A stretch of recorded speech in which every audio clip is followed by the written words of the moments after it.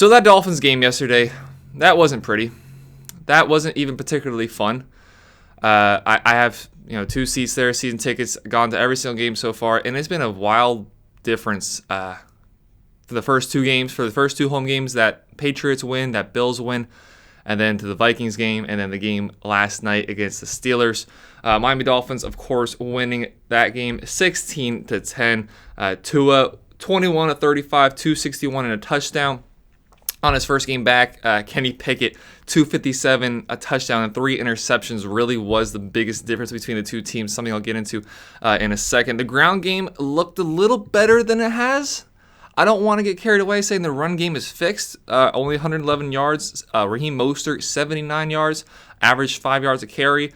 I can live with that. It's slightly improving each week. Raheem Mostert is clearly the top back on this team. Jalen Waddle led the way, 4 catches, 88 yards. Tyreek Hill, 7 catches, 72 yards. Man, there's so many things to talk about with that game. It was so incredibly frustrating. It was sloppy. That was an ugly win. That was a game that, quite frankly, we did not deserve to win. The Dolphins did not deserve to win that game yesterday. If we were going against a non-rookie quarterback, if we were going against somebody with just a little more experience, we probably lose that game. Kenny Pickett's inexperience led to 2 of his 3 interceptions, the 2 at the end where they have the ball, putting together a very decent drive, 2 very decent drives with 3.5 minutes left to go, and then with a minute and less to go. They're moving the ball downfield with pretty much ease. The Dolphins defense, which I will say is incredibly beat up. We're now missing 5 starting secondary pieces. We're missing Emmanuel Ogbah yesterday, and it showed. We got pressure to the quarterback. We had a few sacks, but the secondary, we played Clayton Fejedelem.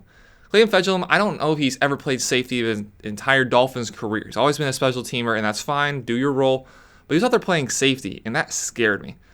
But being down most of your secondary pieces, it makes sense that Kenny Pickett was in there. There was nothing spectacular. There weren't a lot of deep shots that he was connecting. It was a lot of, he was just scrambling out of the pocket left, scrambling out of the pocket right. Chase Claypool on a 5-yard in. Pat Freiermuth on a 7-yard out. It wasn't a lot, but it worked. The Dolphins defense were just playing a very soft cover 2 for most of the game, playing a lot of zone, which is something we don't excel in. But when those drives came to be and Kenny Pickett's driving them down the field, a couple penalties back them up from 3rd and 1 to 3rd and 16. You just give a freebie to Javon Holland. You're late on a route there, trying to pick up the first down. I like the aggressiveness, trying to pick up that first down there, not trying to settle for a field goal. However, I'd much rather them get close to the first down, get like a 4th and 4, and then you can think about it. Do we kick the field goal, onside kick, or give it to them, trust our defense, which had been stopping the Dolphins the entirety of the second half. But he does just choose to laser it in there, intercepted John Holland, take him back, get the ball back. Again, driving downfield, this time 15 yards of space to just walk in front. Yeah, the clock's going. He would have slid, and then he would have to take spike the ball, probably with about 12 seconds left, so who knows what happens afterwards. But you're late again to... Noah Igbinoghene made a play. Noah Igbinoghene made his first big play as a Miami Dolphin. And he is a terrible football player. Something I've always said is Noah Igbinoghene is a terrible football player, but he's an incredible athlete. Usually I say it the other way around. He's a great athlete, but he just sucks at football. But yesterday we saw his athleticism shine. Be able to contort his body like that, get the feet down. Interception in the end zone to ice the game was fantastic. But if Kenny Pickett's a little older, if Kenny Pickett's 27 right now, has some experience, has seen some defenses, the Dolphins lose that game. And I would much rather sit here and be complaining about a win than sitting here trying to defend a loss. I would rather win the game 3-0.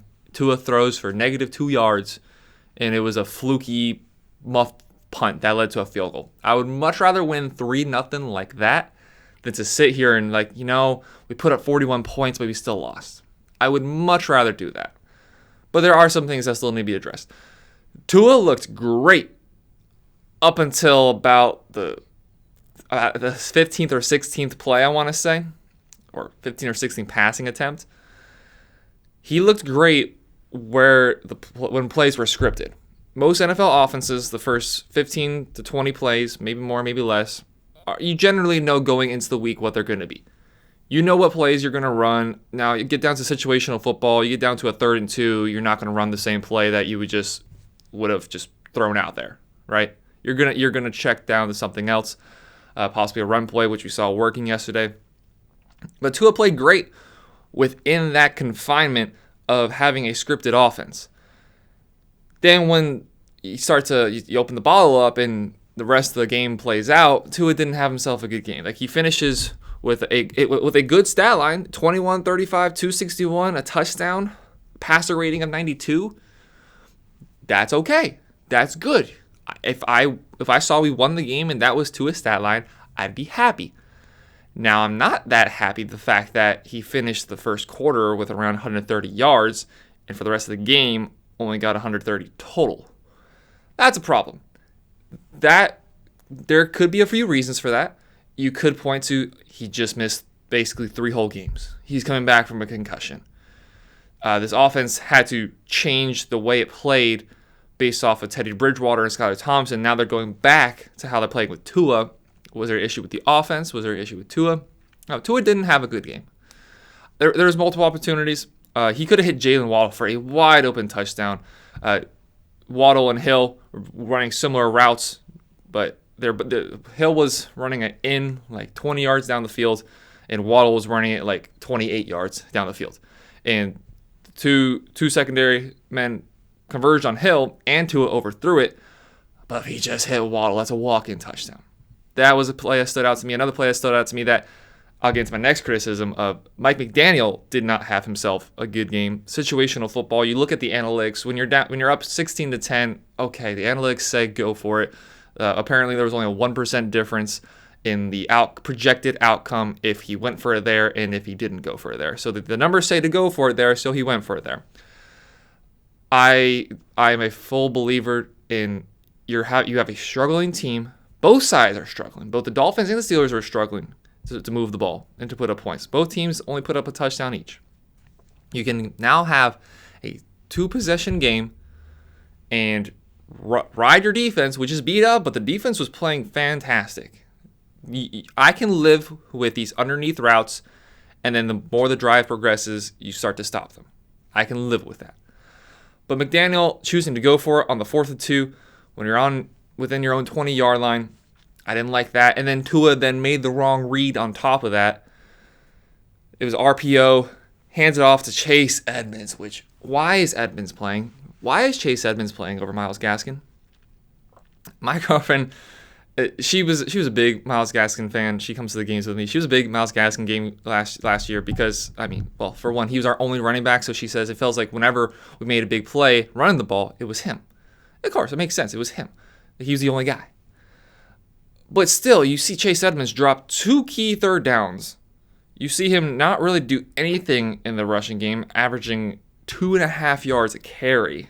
Mostert, 5 yards a carry, twice that.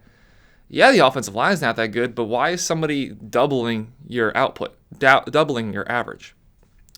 And then dropping 2 key first downs, didn't catch a single ball, is only good for 17 yards total in the game.